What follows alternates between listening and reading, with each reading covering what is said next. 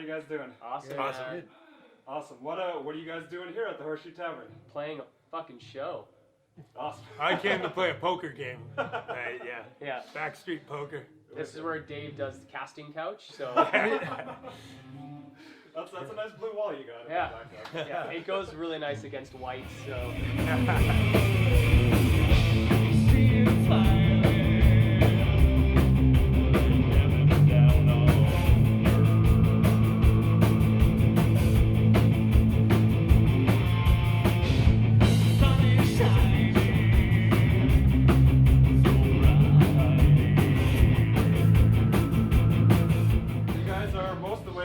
Cross Canada tour right now. How's the tour been so far? It's fucking been rocking shows, man. Yeah. I mean, it's hard to not be good when this is what you get to do every day. Right? Yeah. But I think we're just most surprised that like this band's had one song out and that people are coming to shows to see us. It's pretty fucking cool. So I think that's kind of been like a highlight in a way for me. It's just people are coming out based on one song, which is awesome. Yeah. So you guys just got your second single out, Kill the Love. You got a brand new music video with that as well. Can you tell us about the making of the single and the music video? You want to talk about video? Yeah. Well, I produced the video and wrote it. It was a tough one to shoot, you know, having to look at a couple of beautiful ladies all day. Making out was pretty rough, but you know, I Took one for the team. I did. I said, hey fellas, I will. I'll do this one. He's a soldier. He's a soldier. You owe me big favors. So.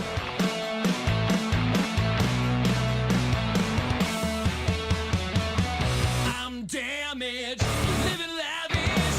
It hurts me so just to know you do it well. My wallet is in your pocket. I know you're happy that you left me for this head. 'Cause you killed the love. Yeah, you killed the trust. Who cares about the love? Who cares about the trust?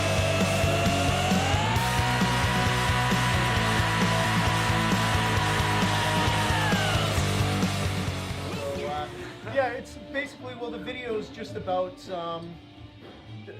the grass isn't always greener. It's not always, you know, what you have envisioned in your mind isn't always the way it's going to work out. So be careful what you wish for.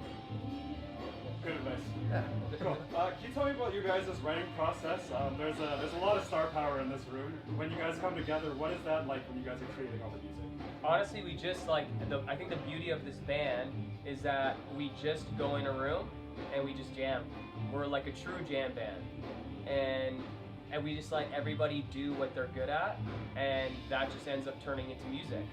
And those are how the songs have been created, which is super cool because I think the way the industry has been for a long time is usually there's this like one guy in the band who will go out and work with outside writers, which there's nothing wrong with that, but then we'll come back into the band and no one else has really a say in it. They'll just perform it, you know, and it's not really even their song, if that makes sense. And I think the way we do stuff is very old school, you know, we just get in a room and everyone is just on top of their game and songs are just coming from that, which is, I think it's fucking cool. And we're also not, like, we're not putting limits or boundaries on anything as far as, like, we gotta sound like a certain band that's out there right now or anything like that. We're just, as Sal said, just taking those ingredients and throwing it in the pot, and whether it's gonna come out funky, whether it's gonna come out heavy or a ballad, you know, it's we never set out to be like, this is the type of band we want to be. It's just, let's play music and see what happens. Yeah, like even Kill the Love, like that's a bossa nova song. Yeah.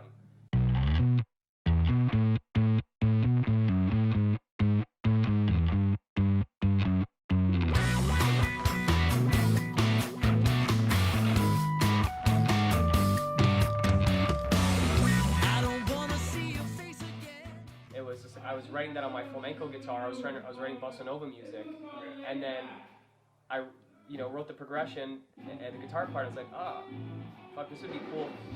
Like through my electric guitar with distortion, this could easily be a rock song, like, you know, like a masked bossa nova song, right?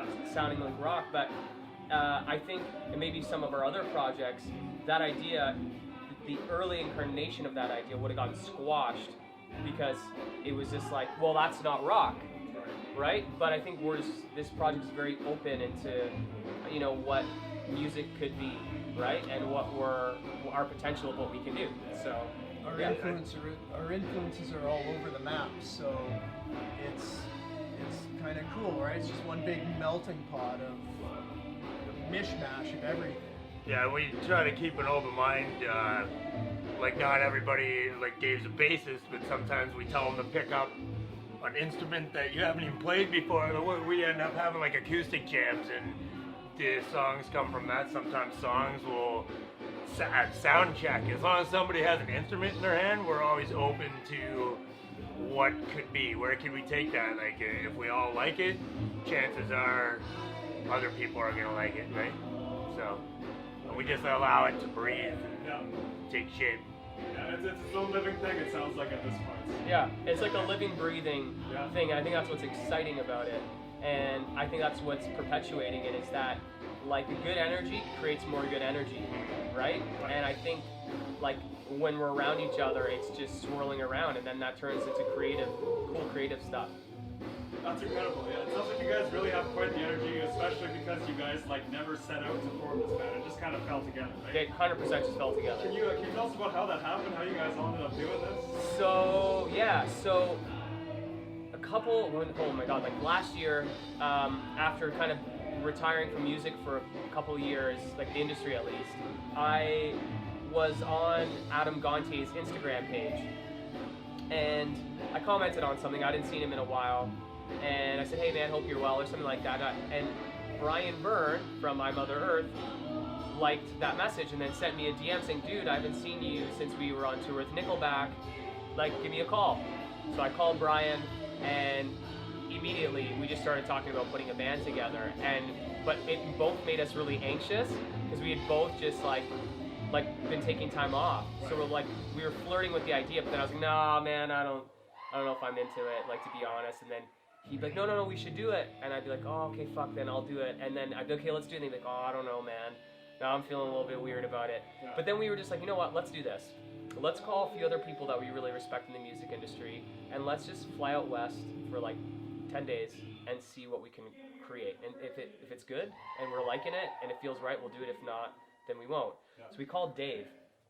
We all were fans of Dave, and we thought he'd be a great addition as a bass player. And we had originally called Rich, the drummer for Finger 11, but he was having border issues, so couldn't come out to our jam out west. So Jack Irons, original drummer for for the Red Hot Chili Peppers, and then also played with Pearl Jam, he filled in on some of the demos. And when we got out there, we knew we had something that was great. Fast forward, months later, Brian Byrne actually ended up having a heart attack, which is super unfortunate, and had a change of feelings of what he wanted to do in his life. So he had to part ways, and we thought of who could fucking replace Brian Byrne. So we thought right away of Brian Crouch, who I actually met here at the Horseshoe the very first time when I was like 19. Wow. And so let's bring it around full circle. And called Brian. Brian had the same situation as us, had taken a few years off music and just was doing other things. Came out, just crushed it. And amongst all of that, we found Daryl right before our first fucking show. And because Rich was supposed to cross the border, got stuck, couldn't come. Right. In a fly, Daryl learned our whole set. A few days before the show, just crushed it, and then we haven't been able to get rid of him since. So How was trying to cram all those songs in a couple of days?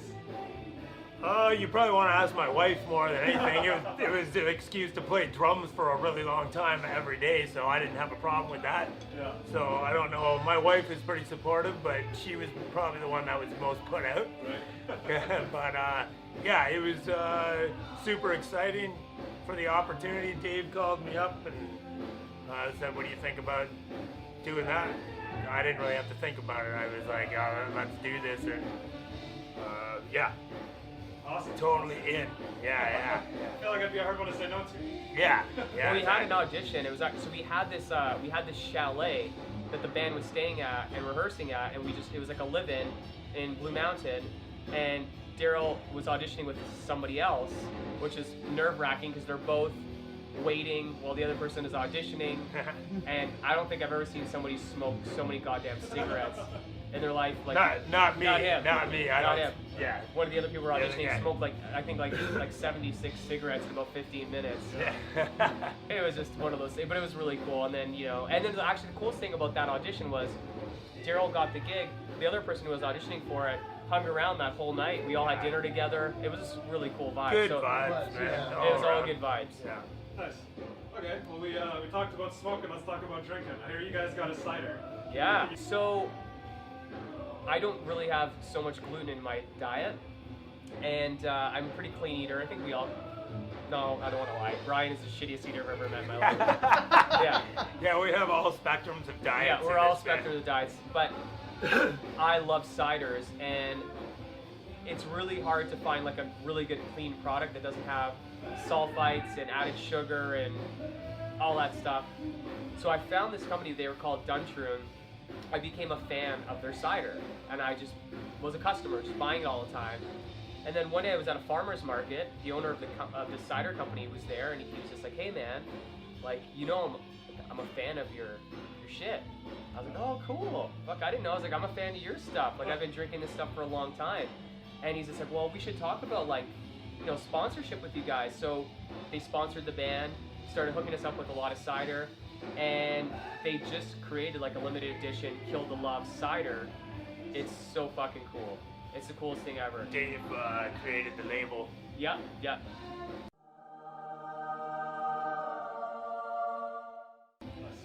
He's just a talent. Like Yeah. he always has to one up everybody in Yeah, the band. He's always. like, "Oh, you guys are talented. I'm even more talented." Yeah. Well, you got 2 women around your arm. I got 7. Yeah. Yeah, I guess throughout your guys' years doing this, you guys have definitely picked up a lot of tricks of the trade. What are some lessons that you guys have learned that maybe you want to share with other people so they don't have to learn all those lessons themselves? Be nice. Yes. Yeah. You meet the same people on the way up as you do on the way back down. And then on the way back, up again. it's so true. Yeah. And it like doesn't take much to be nice. So even if you're actually an asshole at heart, just be nice, because you're just gonna tarnish your band's reputation for maybe other guys in your band who are nice. Right. And then they'll remember that one dude who just shit on the green room floor and didn't pick it up, So Yeah. Yeah, so true. yeah. I agree with that one for sure. I think another important one that I learned auditioning for the band is like always be ready. Like if you want something in life, be ready. So make yourself ready for whatever it is that you want. Maybe it's a musician, doctor, anything in life. Always make sure you're just being a little bit better, 1% better every day, 1% better, and you'll be ready for opportunity. And the number one thing I think for me, before Dave, sorry to interrupt you there, is do it for the love. That's the only reason. If you're not doing it for the love of it, then just don't fucking do it. Because it's all about doing it for the right reasons. Because you won't be happy if you're doing it for the wrong reasons. Right. You're talking about you have a rejuvenated, feeling for music. I'm sure 2020 is going to be a big year. What's coming up in 2020? Well, we want to work on a record. That's the next thing, because we've just like we said, like when we started out on this tour, there was only one song people knew. That's Right. it. We put out one song online, which is stupid to even headline with that, but we've been, lucky. We've been playing the same song like probably about 8 times in the Yeah, set. Yeah, once- we play one song, okay, are and we then done? it lives. No, we got to do it 2 Yeah. more times. And we'll reach We the do hour. it like a rave, right? Where it's just like, and we just keep looping it for hours. I can't wait for the encore. Yeah. Yeah. Then we come out and we just do it once for the encore, which is great. And then the after party is a DJ just playing the song. Different remixes. with our Yeah. cider. Fuck, what was the question? Yeah. What's happening in 2020? What Oh. can they expect in 2020? Working on an album, I think is going to be the main goal, and then maybe looking at some support tours for us and festivals, maybe. maybe some festivals, and I think that's another thing to go back to. What have we learned doing this is like you need to have focus, right? If you're like, oh, we're gonna fucking make an album and then we're gonna like do this and then we're gonna do that, then the focus just gets splayed, and it needs to be laser beam tight. So I think the focus needs to be making music next. Nice. Yeah. Cool. I said that was the last question, but I do got one more. Actually. You asshole. I know. Fucking guy, eh?